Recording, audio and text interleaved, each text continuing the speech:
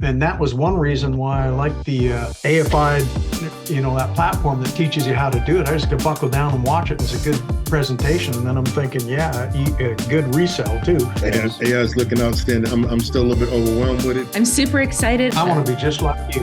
Not everyone knows about it yet. You're going to be a gazillionaire. We're an all-in-one CRM with an all-in-one backend family. Yeah, you got a big, strong head of steam going on with the university there. Got the lab coat on. We're going to be talking about the power of perceived value pricing.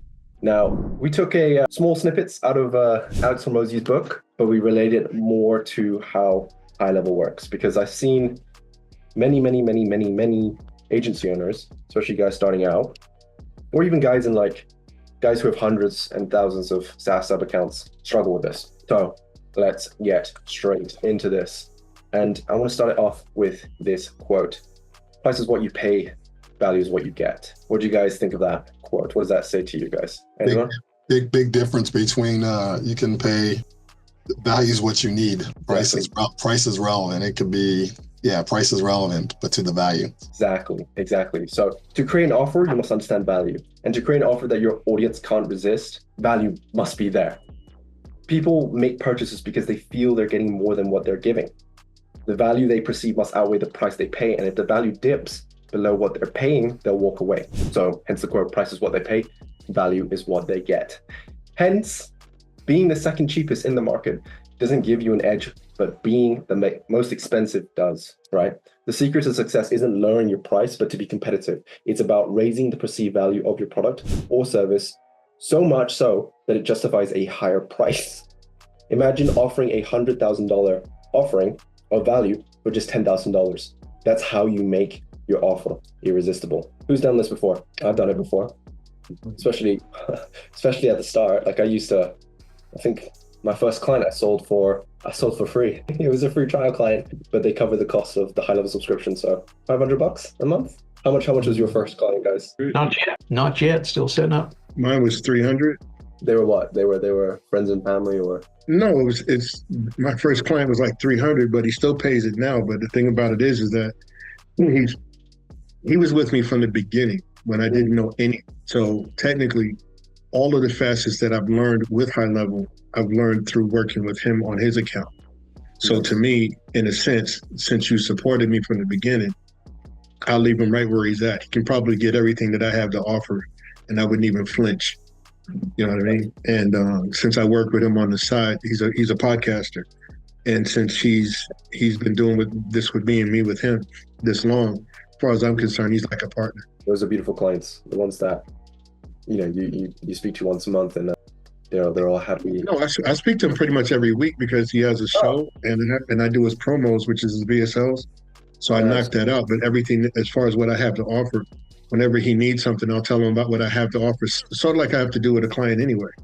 Once they get the package, anything new that comes out, you still got to let them know. So that's pretty much how I treat him. But I would do the same with any other client, even though they're going to be paying a higher price. Very nice. Very, very nice. And bless those clients. I'd especially at the start, keep those guys around, because when you change your offering, when you change your niche, whatever, they'll always be there with you. So, but back to this specific question: why should you price your service for maximum value? So many business owners fall into this trap of pricing based on what everyone else is doing. Typically, it looks like this, right? You check out what your competitors are charging, you set your prices slightly below to stay competitive, and you add, a little to your offering to call it, the advantage or why this offering is better than that offering. This approach leads to the more for less race to the bottom. And the truth is, those competitors are also probably struggling. Let me guess. First price points, you had maybe 3 offerings, 97, 297, 497. So I did. Yeah. That's what I was told to do. Well, they gave me a base, right? That's why they tell you to start, since you don't know anything. No. Exactly. And it's fair enough. But based on the previous lessons, the previous classes, and the trainings that we did, to stand out, we need to do one of the ways you can stand out is to do what the opposite of people are doing. So instead of charging super low ticket and following what they're doing, charge high ticket, one-time, lifetime deals, for instance, if it's the first client. Or what we did was, instead of a free trial, it's a paid free trial, and they cover costs of ad spend. So in total, it was still $1,000 per month that we got, and we still broke even. In fact, we made a little bit of money with our first client, which is great. So yeah. What's a paid free trial? Yeah, so it was like a, hey, because I was a student, right? I said, hey, I couldn't afford the actual high level subscription, so can you please cover the costs, right? And we'll do our work for free for you to get you an ROI. Okay. Same thing. So Alex Hormozi did something similar with his gyms, where he offered a free trial, a 6-week free trial, but they would put a deposit down based to fight against them based on the guarantee that they had. So the goal was like to lose 10 pounds in 6 weeks. Right. If they didn't lose 10 pounds in 6 weeks, then they'd get the money back, right? So you could even make a similar deal with your clients. Like, hey, we're gonna get you a 3x return on investment with your paid ads using GoHighLevel in the next 3 months, put a paid deposit down, and based on performance, you either get it back or you use it and invest it into a annual subscription with us. So it's a risk reversal. Exactly. Yeah. So yeah. And one of the serious things, if you're serious about your business thriving specifically, you need a price for growth, not just survival. And you want to build a business that thrives, not one that just stays afloat. Because like what you actually charge, I'm realizing this now, what you actually price is not what you actually get. Because VAT, Stripe, disputes, commissions, product gets very thin when it comes out the end. So definitely, I don't know if you've heard of the virtuous versus vicious cycle of price. Yeah. So this is a nice little illustration done by Alex Hormozi. There you go. You see my screen? Yeah. Yeah. So this is what happens when you drop the price. Emotional investment, perceived value, results, demandingness, right? Who's had it with low ticket clients being triple the demandingness of high ticket? Yep. Revenue for fulfillment per customer, profits, perceived value, service levels, sales team conviction, right? Virtuous versus vicious cycle of price. So charge higher than you typically would or what your competitor would is my recommendation. And yeah, so price to value trap. What is that trap? As we discuss, low emotional investment, declining perceived value. It's hard to please the client. They're so demanding, and shrinking profit margins. When you increase it, your service enhances because you have more money to hire better people and hit your pro tools. You get quality instead of quantity, especially when you're at the start. Quality, quantity, it doesn't matter. Like at least just getting one and getting great results, and then trying to replicate that from as many people as you can.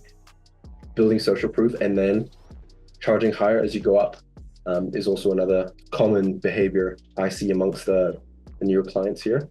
And then finally, the client emotional investments. They're more likely to actually follow through with what you have asked them to do. So the hidden link between price and value.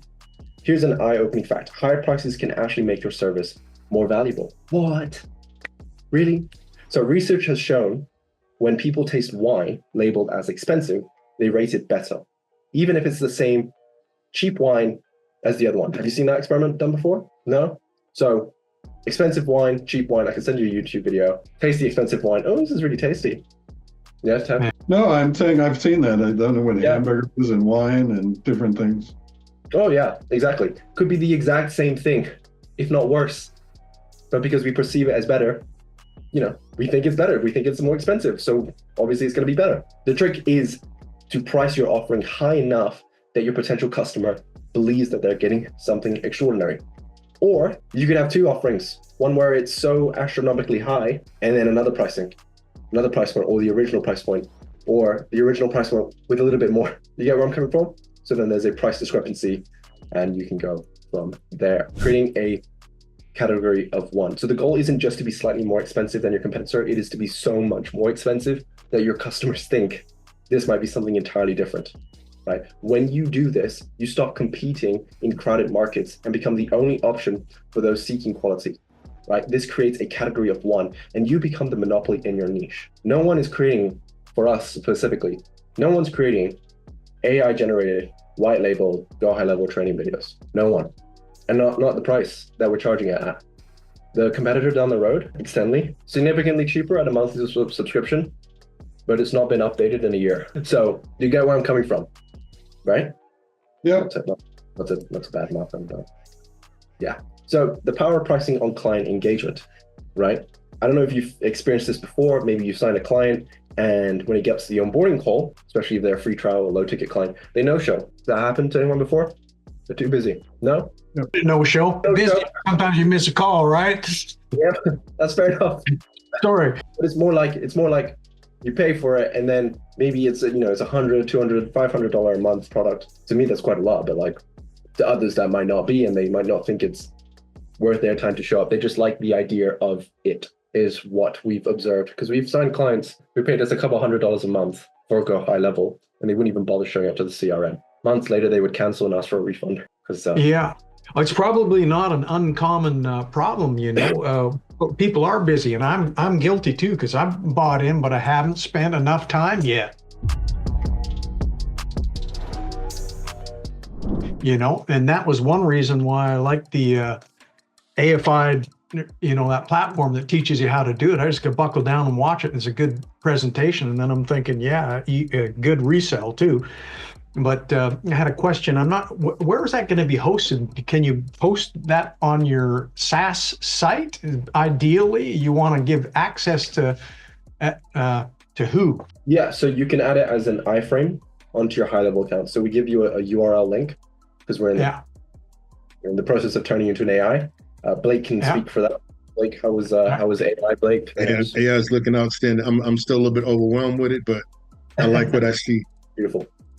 So, but yeah, Mike, we'll get to that but regarding this specifically, you pay attention. Focus, like honestly, with the amount of free resources out there, people could be millionaires if they just focused and learned the content. Like, why do we need school when there's online Harvard, like educational level content there on YouTube? Yeah, we pay attention. So that's that. Now, I want to go a little bit more in depth on GoHighLevel's delivery models and service. Like, what is it that we can sell GoHighLevel to other people? And these are the delivery models of thought of. Do you recognize any of these? Which one are you guys in? Say that again? Which one are you guys in? Which one? What do you use GoHighLevel? How do you deliver the value? Doing high ticket sales and coaching. Nice. Michael, what about you? SaaS initially. Yeah, SaaS initially. Nice.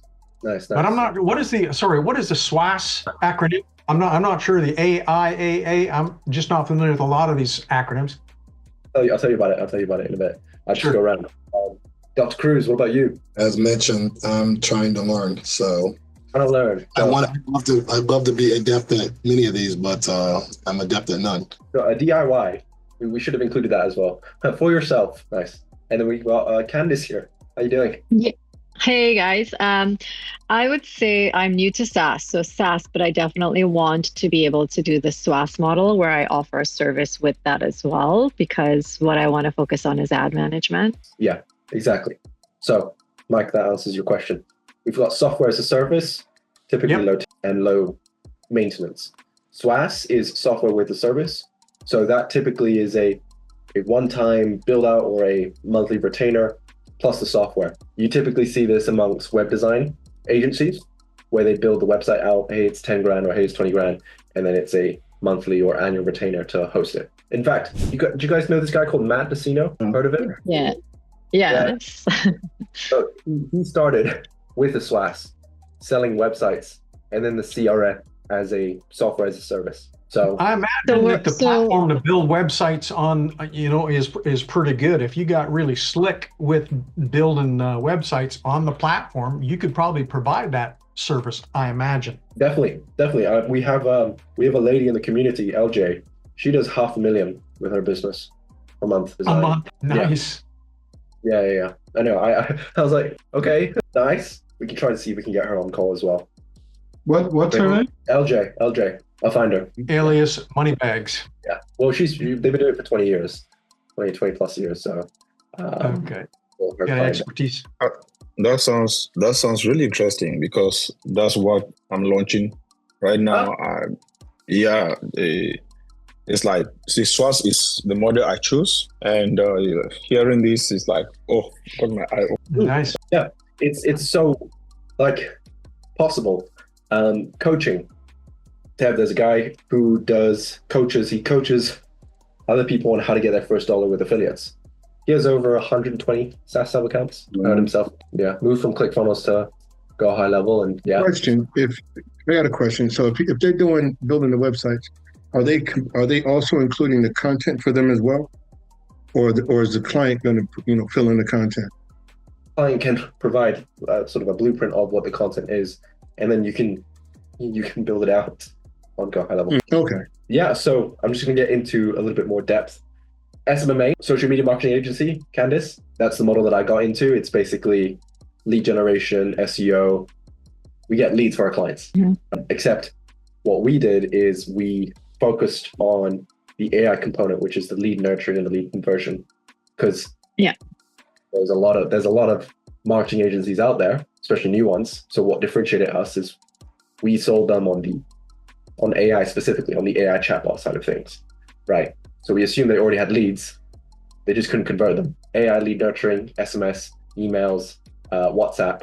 Now with the AI outbound and inbound, like the chat agents.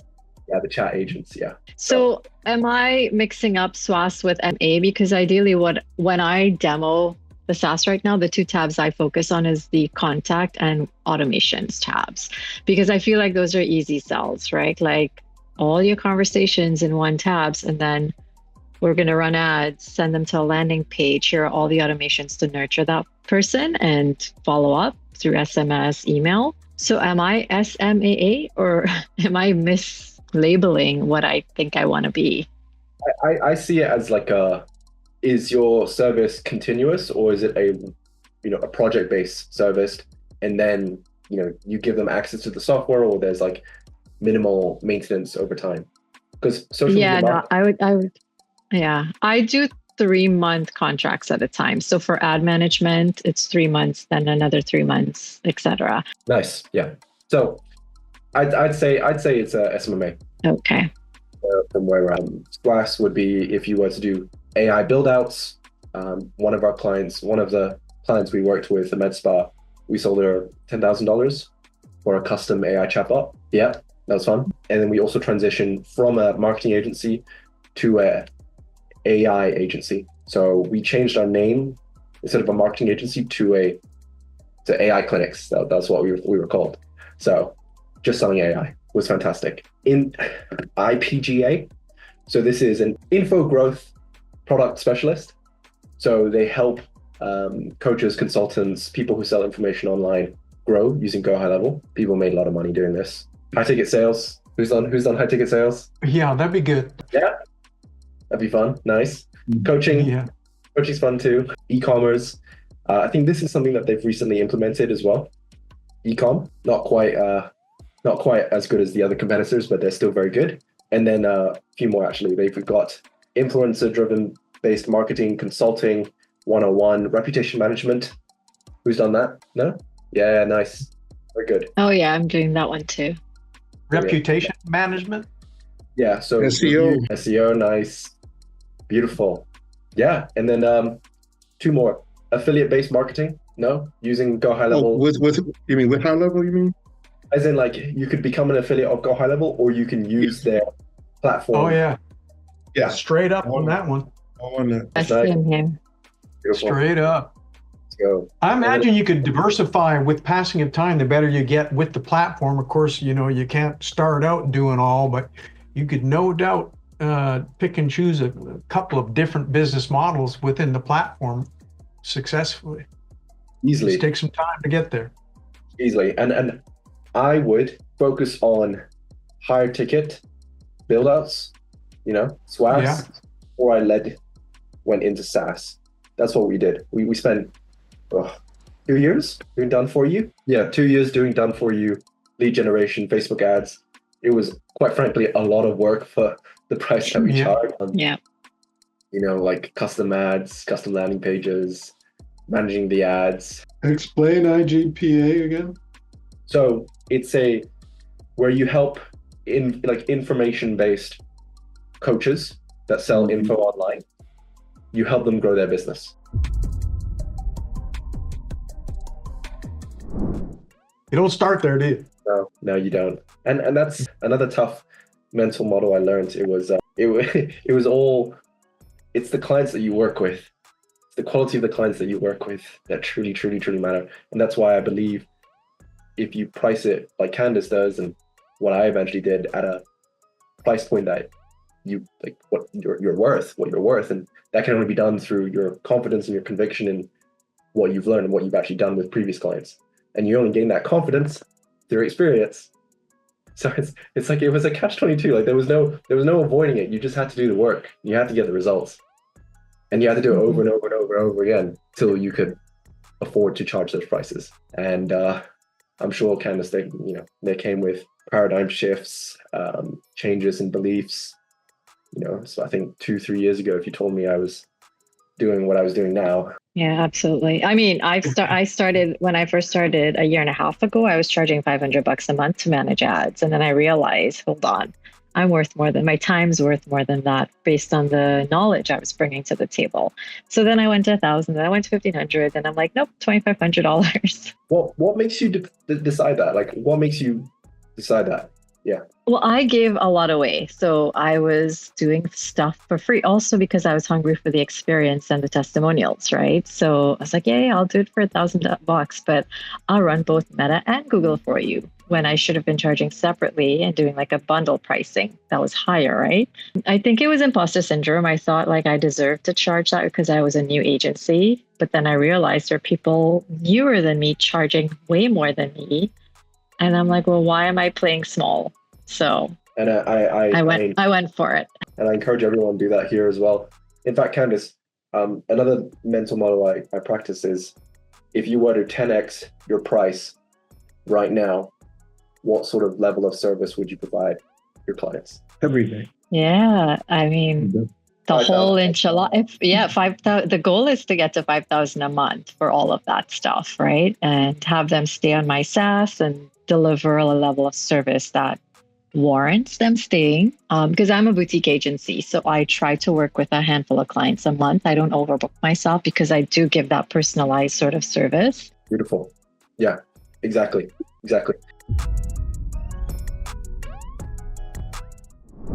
I never knew how big culture played a part in business. Oh, it's so important. So important.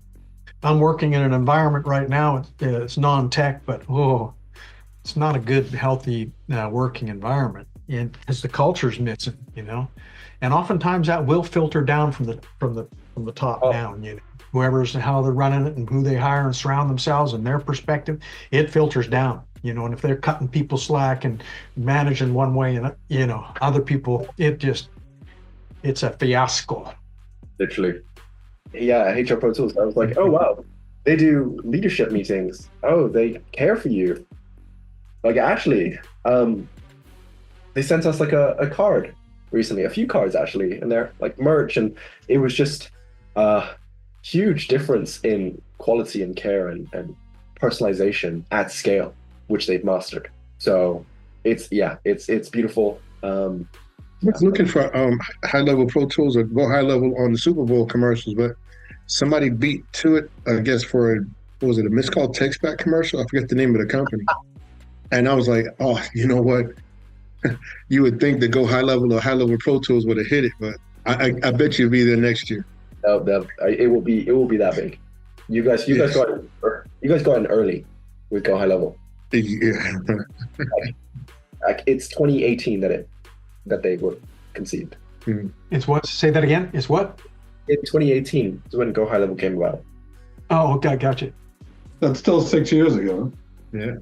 And it's grown so much, so quickly, but it's also like not everyone knows about it yet.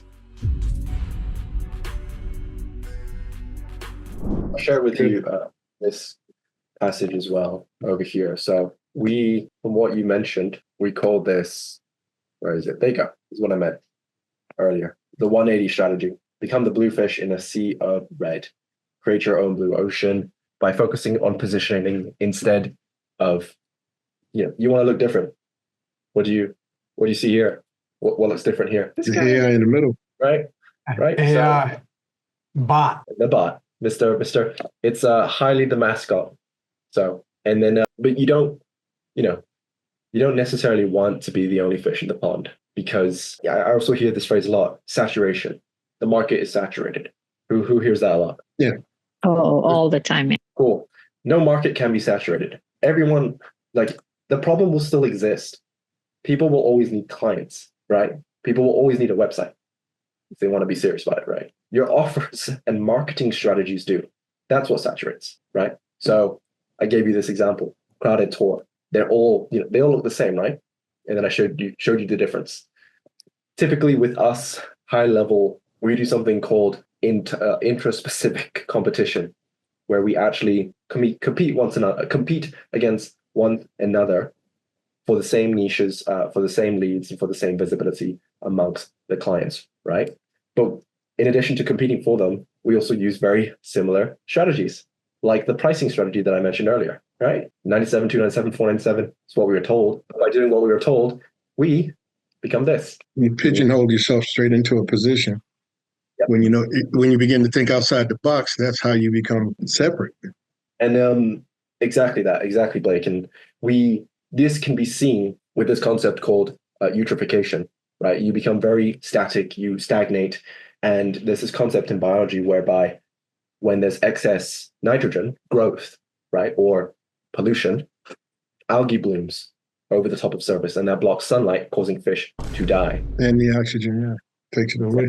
Right. So the lack of innovation, the overcrowding and resource depletion, failure to adapt, and the sort of lack of market differentiation all leads to the death of GoHighLevel business owners. So what Candice is doing, superb, brilliant. But also be wary, because there's dangers with blue ocean. And this is just seen in biology as well. I've not got a picture yet, but there's this concept called pioneering species, right? Where we are the first organizations to colonize a new uninhabited environment, but their survival rate is low, right? The environment is unpredictable, it's unfamiliar. There's about a 5 to 10% chance of survival long-term in those environments. So if I were you, I wouldn't want to be the first fish to get into the pond where there's no fish, because eutrophication might have happened. And there's probably a reason why it's there. It's untested, it's unproven. Who knows the best niche to go to right now? What's the best niche? What's the best niche right now that you should be in? Go on, Blake. For me, it's home services. Okay. Why is that? Well, everybody who lives in a home or even an apartment needs some kind of a service done with their home and or their cars. Doesn't matter. But those would be like people who have to come pick up your car, just like AAA in a sense, maybe a mechanic. Yeah. But most people, like, home services is probably like the key right now. Yeah. Beautiful. Anyone else? Their best niche? What's their best niche? Not your niche, but the best niche to be in. I think it's the one that you love, and it's not showing up and doesn't feel like work, because you actually love working with the type of people in that niche and you appreciate their product or service. Do I win a prize or something? I feel like I should. I agree. I agree with Shishan, because I used to be an electrician, and I used to do computer networking stuff like that. So that's kind of why I understand and feel with the home services thing. I think one of the critical things too is you really got to have good communication skills with your clients. You got to really show that you do genuinely care that you're there. You can't just put them in the pipeline, get a sale, and then kick them out the door and move on to the next one. I think you got to have that level of support, and you really have to come through as authentic and be authentic. That's a critical factor. Yeah, I agree. Yeah, I love that. Yeah, I mean, I was just on the phone with one of my guys here. I have a property management company, and he's moving into the insurance space, and he was asking me some advice. And, I love helping small businesses develop, because I am that. And I know, to the point Michael said, that especially nowadays, because you have AI on the front end and poor customer service on the back end. And I find myself pissed off more than I'm happy with my experience as a consumer. And more is not better. So often we hear you need more, less with more money and being more specified, as you've been talking through the day. And, I teach that whole blue ocean, red ocean concept. And really that evolved out of me going back to school and then thinking about my own business. And every time you start nickel and diming the price down, you're quick to be out of business. So that's a failing model. And you really do got to think about, I think several people said it here, what do I love to do? Because that's what you're going to be. And, a lot of times people sell you to do things and then you're like, I don't even like this shit. Pardon my language. Like, I don't like this. And I tell my students, because I teach, it's like, find what you love, the money will follow. So I love helping small businesses develop. Right now, I don't know what the niche is because it tends to be towards what I do because that's what I know, but that's not necessarily what I think is the right thing to do. So I'm learning, but I love the discussion here. This is good. Yeah, beautiful. Thanks for chiming in. May I add to that a little bit? Yeah, go for it. I'm gonna add to both. I forget the young lady's name, and the gentleman over there. Loving things is one thing, like I said, but if you understand the niche and really get what the pain points, and to her, the young lady, I would say like if you can empathize with the pain or what the services is really about, then that's when you can really feel what they are, and you can basically interact with them on a level that somebody who says, well, I just love what I'm doing. Okay, cool, but you know nothing about what you love. You may love what you're doing, but you don't know nothing about the industry. But if you have some idea what the industry entails, being able to empathize with the client, you can now interact with them better. Because I think I spoke to the gentleman last week. Their language. We had a gentleman last week who was a doctor, but he kept hitting every place he thought would be receptive to what he was saying. And I said, wait a minute, what are you a doctor of? And he's a doctor of ministry. And I said, okay, so what about your church? And I said, well, look into your church, look into those people there. Maybe a church might want your services. And if not, you have a plethora of people in the pews. Just tell them what you do. Maybe one of them, maybe 4 or 5 of them may approach you and ask a little bit more. And as you know more about what you're offering, then they will be more receptive to what they want. And then you can help them. Stop trying to give them something they don't already want because they don't understand yet. Show them, ask them about you, and being able to. Go ahead, I'm sorry. Sorry, I'm just going to interject and say that you get a two-way feel good. You're going to feel good helping others, and they're going to feel good being helped by you. It's edifying. Yes, sir. Yes, sir. That is good. Exactly. It was what we discussed last week. Natural niche selection, natural to you, what you're good at, and what the market needs. And if you can combine that, pick one ideally specialized niche that you love, that clients love you and the clients need you, and the one that you stick out with for long enough, like Candice, like I used to learn what a hydrofacial is and dermafiller. Oh yeah, my ideal clients demographic is me. I'm a busy mom, business owner in my early 40s, looking to improve my health and wellness journey, and skincare and aesthetic practices as part of that. So I am actually Googling stuff for myself and learning everything there is to know in that niche. So I'm prepared to say, hey, are you doing RFI technology, Morpheus? Like, what are you doing? And they're surprised I actually know the machine names. I'm like, okay, cool. Because I actually do want to know for myself. So I'm researching it. You're open to it. You can even do a sort of a breakdown or a walkthrough of your journey and how you got here. And yeah, I know. Yeah. Well, I mean, that's and what I'm building and still building. And I'm getting ready to put this offer out into the world now. But I've been working on that the last couple of weeks and sprinting to get it done. So what's the offer? It's building AI-ifying somebody's business. So adding AI voice and chat bots and all of that and giving them an account. And yeah, so I think I'm doing it like $1,000 setup fee. And then the account, I think, ends up being, with the AI employee activated, like $400 a month. Okay. So you're going to be a gazillionaire. Okay, guys. Yeah. There's another class after this. So 1201. Yes, it's time for Michael Poppers. Michael Poppers, cool. All right. Yes. Okay. Thanks all. Bye, Orien. It was good to see you. Lovely seeing you guys. Stick around. Next course will be really good. So thank you all. And bye for now, guys. And I hope you have a great rest of your week.